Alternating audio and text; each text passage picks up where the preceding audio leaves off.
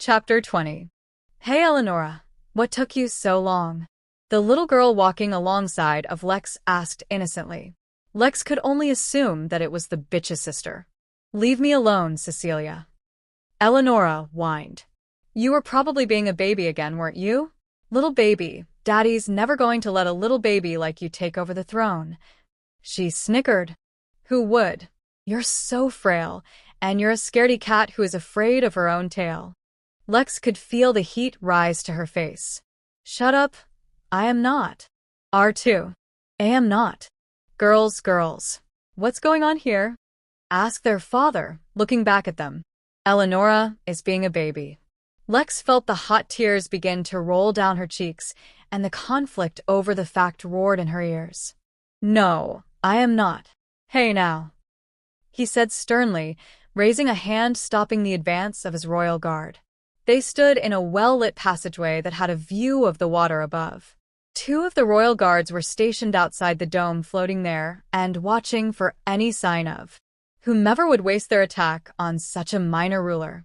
A few weird-looking fish jutted by, but if the guards had noticed, they didn't show it. They were like floating statues. Let me rephrase that. Whatever is going on stops right now. Siphon, come and walk between my daughters, and if he tells me that you two are still at it.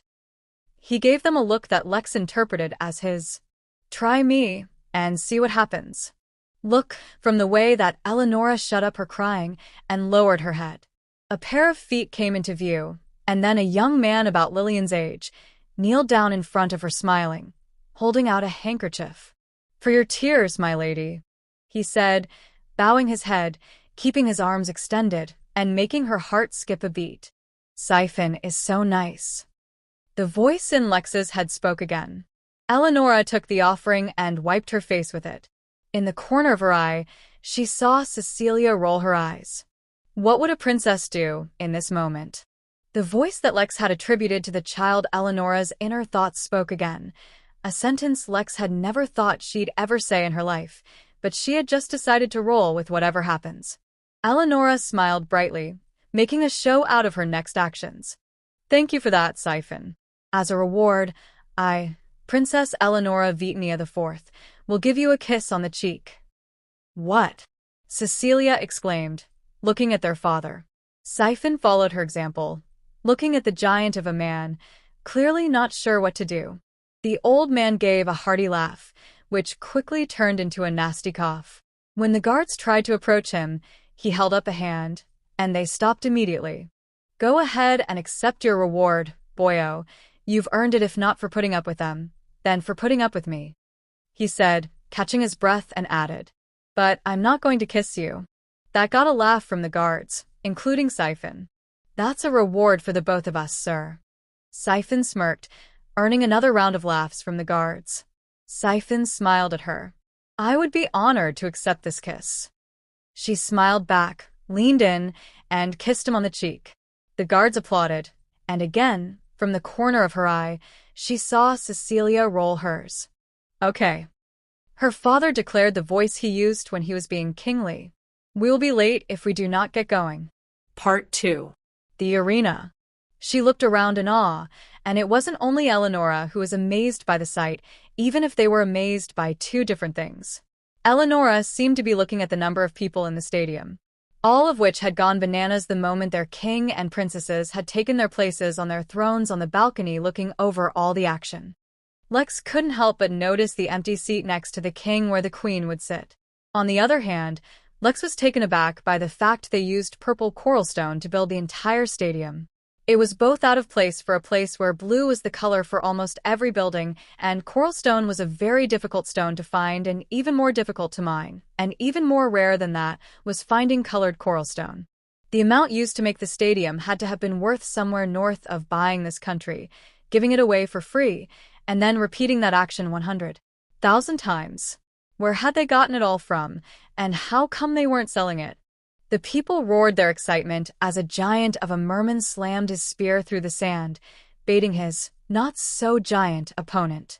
The moron took the bait and charged forward, holding his knives out in front of him. Lex felt bad for the poor guy. Even with the speed and exceptional technique, His opponent was going to mop the floor with him. As Knives. The title Lex had given the brave fool approached his opponent. Mr. Muscles laughed and clasped his hands together hard, and the sand underneath the pair began to move. What's he doing? Eleonora asked, looking up at the obviously bored Siphon who was examining his dagger. He looked up from his task, took one look at the match, yawned, and then spoke. He is a wielder of sand, a very powerful one, I hear. Lex wished that the girl would pay attention to the fight. She had heard that the mere folk were born with a single gift beyond the ability to be both male and female. Kaeron had told her of the mermaid he had once hunted that had the gift to conjure lightning with nothing but her mind, and ever since then, Lex had wanted to see the gifts in action, but she had met very few mere folk in her life, and the ones she hadn't been cooperative. This fight was over before it even started. Siphon continued. Big boy over there doesn't stand a chance. What? Lex exclaimed. Eleonora thankfully turned her attention back on the fight where Mr. Muscles was now bleeding from multiple superficial cuts and using his sand as a type of shield to keep Knives from striking him anymore. I only know the big guy by reputation, but his opponent is a psychopath who is on death row for killing 10 people at a bar, 2 of the responding Peace Corps officers, and 1 of our own Royal Guard, hence the early tournament. Eleonora looked up at Siphon, and the fear that bombarded Lex was so strong that she couldn't separate it from her own feelings. But if he is fighting in this tournament, does that mean he has a chance of becoming one of the Royal Guards and being exonerated of his crimes? Siphon shook his head profusely. No, my apologies, my lady. I didn't mean to scare you. He hesitated before speaking the next part. My lady, this is an execution. The crowd roared in excitement, while Lex's heart sank. Or maybe it was Eleonora's. She couldn't really tell anymore. Siphon went on, putting a hand on her shoulder. He will continue to fight until he grows tired and loses. You mean until he is killed? Yes. She felt sick. This was pure savagery. And my father's okay with this. Siphon's face went blank. He gave the lunatic the choice. Death by beheading or fight until he dies in the arena. It was his choice. She scoffed. Those were not choices. The only options were between dying then or dying later. How can we be better than he is if we are willing to take a life just as easily? The crowd roared their excitement once more as she flinched, and fear flooded her system again. Siphon had never been mad at her. Not even a little. He always had a smile on his face or that bored look whenever they spoke, and she had always wondered what he looked like when he was angry. But the flicker of anger that had flashed across his face made her never want to see it again. He quickly masked it and started to apologize when the caster of the matches, Morton, a good family friend, began speaking into the microphone. Ladies and gentlemen, we have our winner. She pretended to be interested in Morton's grandiose display, when in reality, she just didn't want to look back at Siphon. She was too afraid of what she had seen. The crowd was now booing. Knives seemed hardly winded while his opponent was being carried out the arena in a stretcher. Don't worry, everyone, because this next challenger is something special. He paused for a moment, letting the suspense build, and it worked. The crowd stopped their disapproving chants and waited for him to speak again. Coming in at 146 pounds and 6 feet in height. He's only 14 years old. But one of the only dragon shifters in the world. Her heart sank. Were they really going to let a 14-year-old kid fight that monster? Give it up for Leakin. A young Kaeron emerged from the fighters' waiting area. He was smaller in build, shorter in height, and he was missing the arrogant smile that he normally wore like a badge of honor. But it was her Kaeron.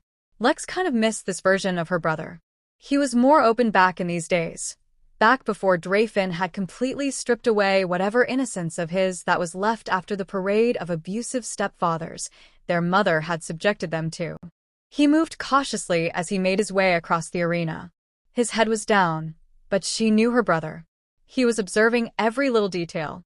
Each breath his opponent took, the length in between, looking for any weaknesses he could exploit. He stopped 10 feet away from the scrawny man, and whatever the man saw in Karen's eyes made him take half a step back. She wanted to smile. Even as a kid, her brother was a force to be reckoned with. This here, folks, will be a fight to write home about. You here in the audience will have the honor of watching a real-life dragon shifter go toe-to-toe with our so far undefeated champion here. Will he be the one to finally put him down and claim the ultimate prize of becoming one of the elite royal guards? The announcer shouted into the microphone. Lex had to give the man credit. He had a way with words. The crowd erupted. I bet 500 silver pods that he loses in 10 minutes. Somebody shouted. 7,000 Vorks coins that he wins in 5. Another shouted. Her ears were threatening a coup from all of the shouting and cheering, so she stuck her fingers in them, trying to block some of it out, but not before hearing one of the royal guard shout out a bet of 300 gold pods on Kaeron losing in 6 minutes. She knew he would win. She was sure of it. She looked over at Siphon, who was staring down into the arena like he had discovered a new enemy, and now she was really intrigued. Siphon didn't find many people outside of the royal guard or the royal family interesting enough to even bother a second look at. No less take up all of his attention. Begin. The man shifted into a knife-throwing stance and immediately flung 2 of his daggers at Kaeron, one aimed for his torso, the other at his foot. Karen's lips moved as if he had spoken something before letting out a roar so loud that it made the shouting from before seem like they had been whispering, and the force from it almost blew out her eardrums, stopped the blades midair, and sent them flying back at his opponent, who ran to the right and dived to the ground to avoid it all. The arena went silent, and even Lex was stunned. Kaeron never used his shifter powers, especially not in front of her, so this was a first even for her.